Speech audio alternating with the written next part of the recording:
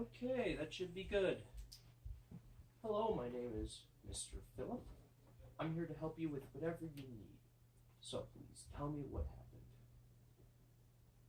I can try to remember the series of events that took place about 1 year ago. This is just such a traumatic event. It's hard to get the sounds, what I heard and what I saw, because it's just my worst experience in my life. Okay. So, where did it start? Kind of go from the beginning. It started, well, my friend and I were seniors in high school, and we were at a house party, and we're so screwed. Oh my god. I can't believe the cops are gonna catch us. We are done for. Get in the car, it's open.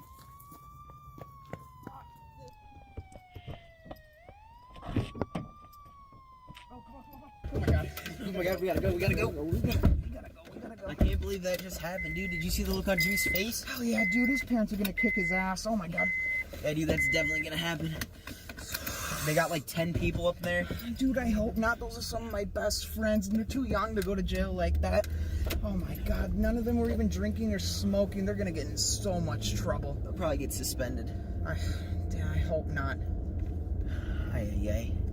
Just get going. we continued to drive away as far as possible to not even be suspects for the police. It was already midnight, and Ryan and I decided that I should take him home and then I can go home myself. I decided to take a back road to get to Ryan's house faster. I've never taken this road and was still unsure where to go at the end of it.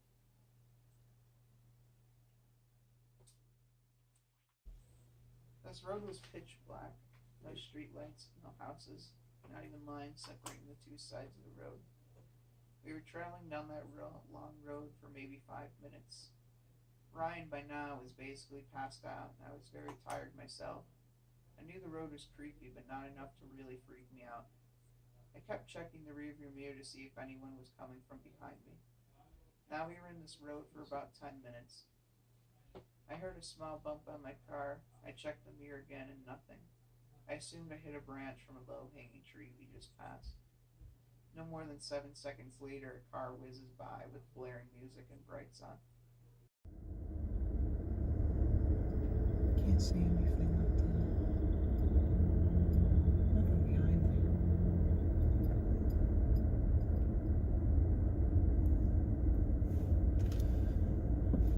Oh, dude, wake up!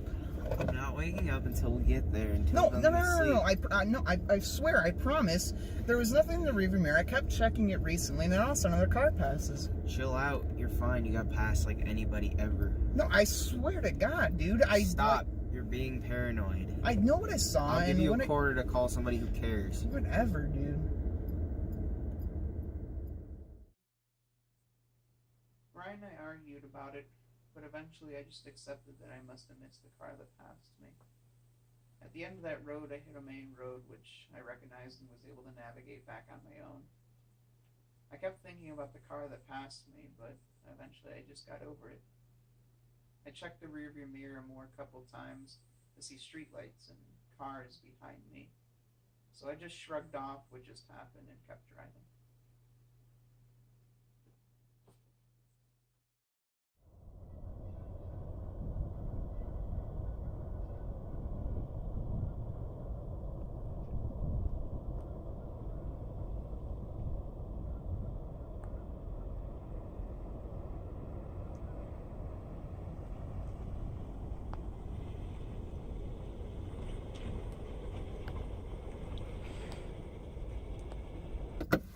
Bro, wake up.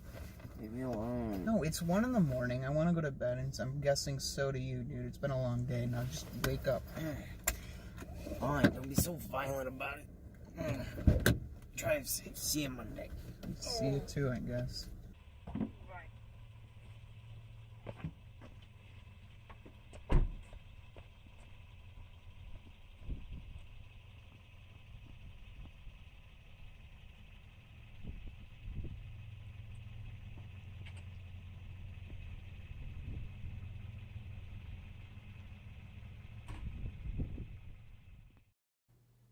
got home, unlocked the car, and went upstairs and fell asleep. I woke up to the sound of a lawnmower. My neighbor was cutting the grass, and my mom was downstairs playing music. But now I was starving, and I went downstairs to eat. What time is it? 12. Oh my god.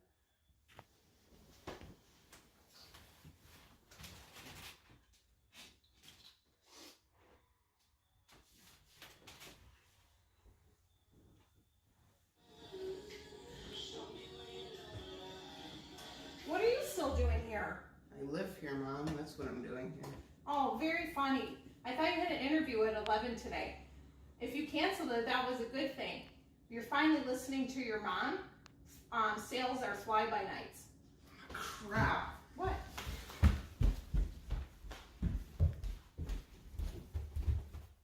I was ready by 12:10, and I raced out of the house. My mom tried to stop me, but I kept going. When I got to my car, I noticed a scratch that looked like it was dug into the side of it. I was such in a panic to save this job, I realized I'll deal with it later. I zoomed out of the driveway and almost hit the mailbox. I sped to the office building to see the front desk receptionist when I entered. She told me the manager left 1 hour ago.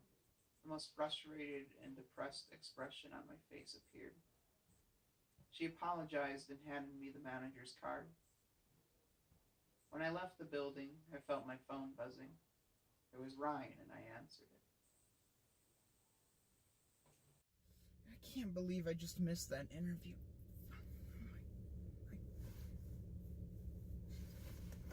Who's calling me? What does he want? Is this Austin? Yeah, this is him. Who is this? I mean, why is the contact under Ryan? It's Ryan's dad, Trevor.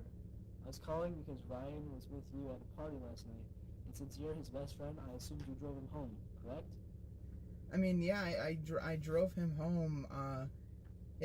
I drove him home at night around 1 a.m. I mean, I knew he was tired and he drank a little bit, but I watched him go inside the house. Is something wrong? Oh no, I can't find him anywhere. He left his phone and wallet on his bed, and it looks like he was sleeping, but I have no clue where he is. Oh crap! I'll be right over.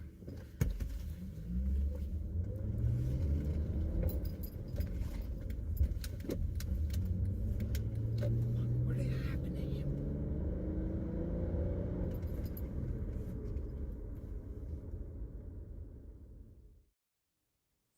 I drove over to Ryan's house, and his dad let me in. Him and I talked while he called the police. The police took forever to get there, so in the meantime, we kept searching for clues. Hello? Oh, hi, Austin. Thanks for coming. Can you just tell me to search around the house, please? I can help you search. Thank you.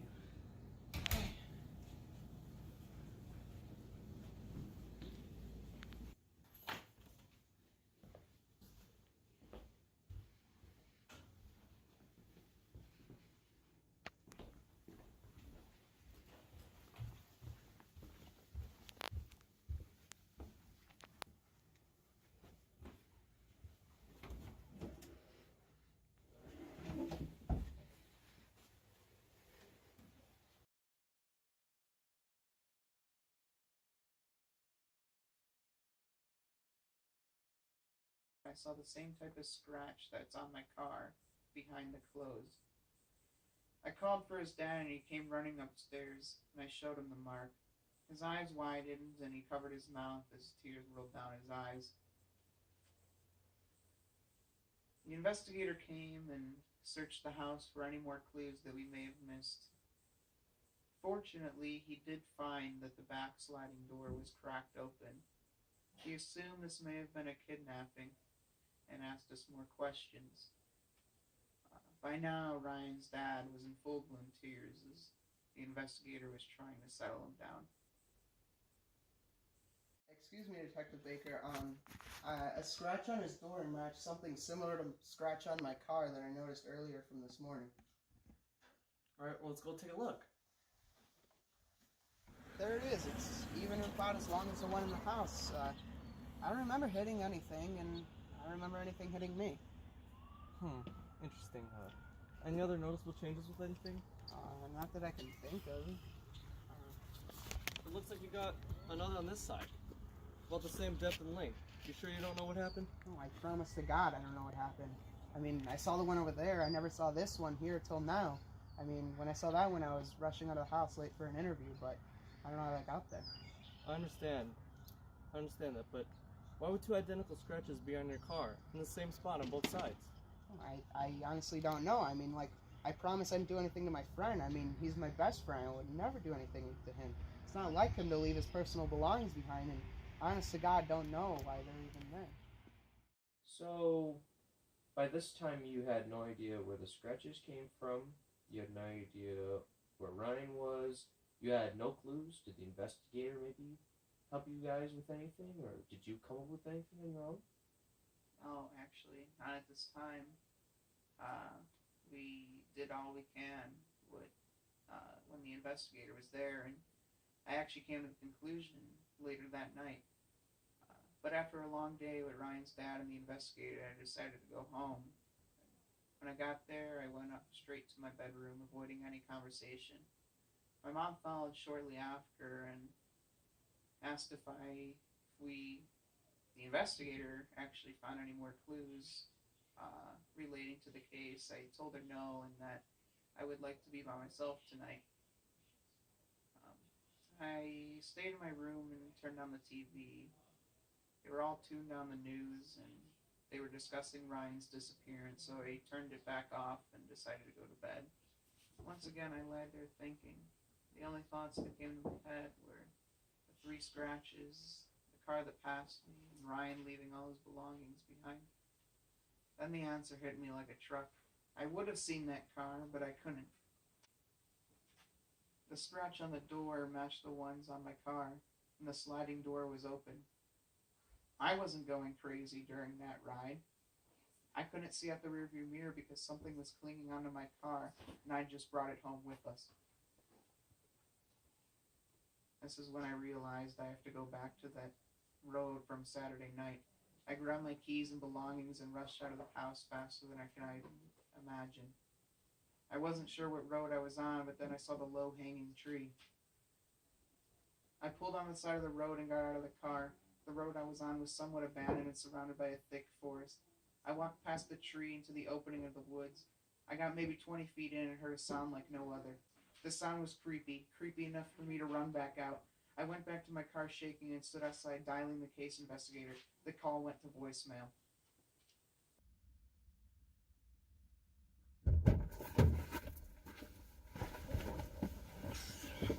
Oh my God, what was that noise? Oh my God, I gotta go. Where's he? Go.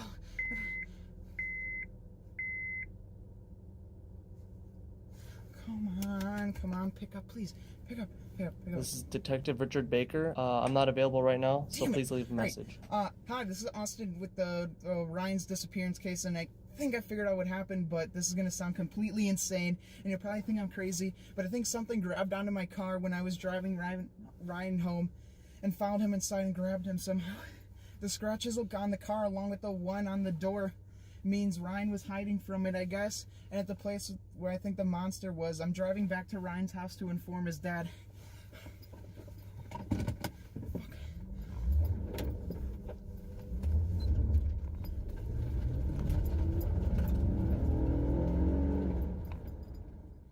So at this point, you were driving back from the side road, and you... Yes, it's hard to think about. I drove furiously to Ryan's house, praying that his dad hasn't left for work yet.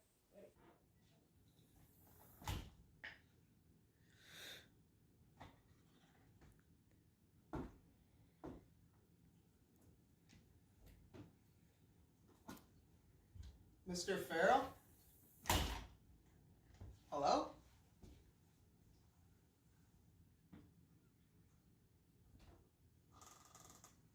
Hello?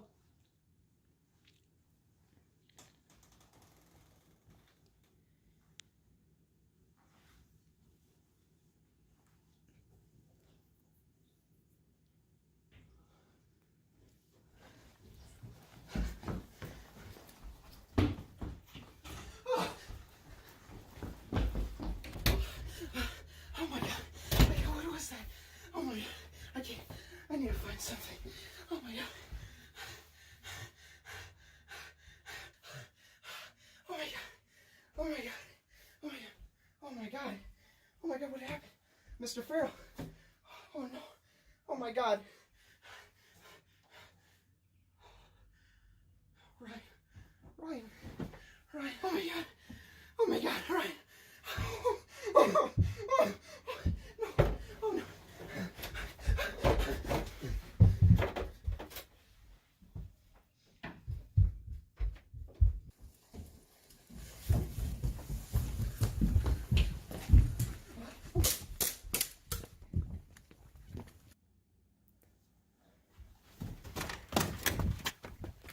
Awesome.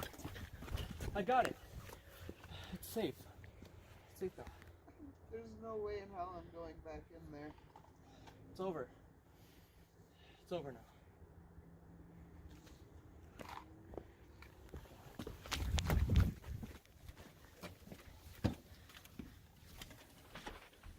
Where did it go? I stayed on my knees in the lawn while the detective went up to his squad car and radioed back up. He stayed in the lawn and waited for the police to arrive. When they came, they immediately went inside to check everything out. The detective followed the officers and noticed that the body of the monster was gone. I couldn't believe it, and neither could anyone else. I was questioned again by the detective to explain the events that happened before he showed up. I told him everything I saw and that the bodies of the son and dad were upstairs. It's been almost a year now, and I still can't get the pictures and sounds out of my head, so I figured a therapist could help me. So, knowing all of this, knowing that the monster was responsible for, Ryan's death and also his father's, what is your plans for going forward? What's your plans for the future?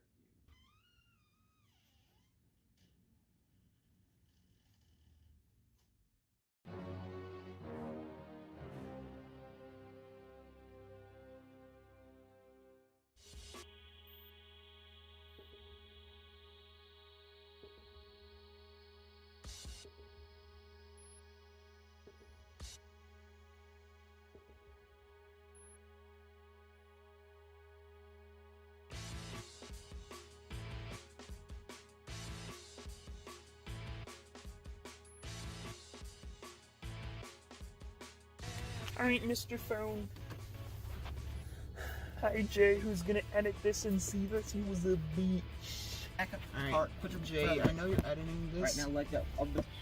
I'm not crazy, Jay. That was good timing. You're gonna have to edit this 5-minute clip. Okay, I'm gonna leave this video even longer now for Jay's beach ass. Jesus, Jay's gonna have to edit like 80,000 10-minute videos. Hi, Jay. We're starting this recording so Jay has stuff to cut. Bye, Jay. Hi, Jay. Alright, Jay. This should be good enough. If not, you can suck a wing.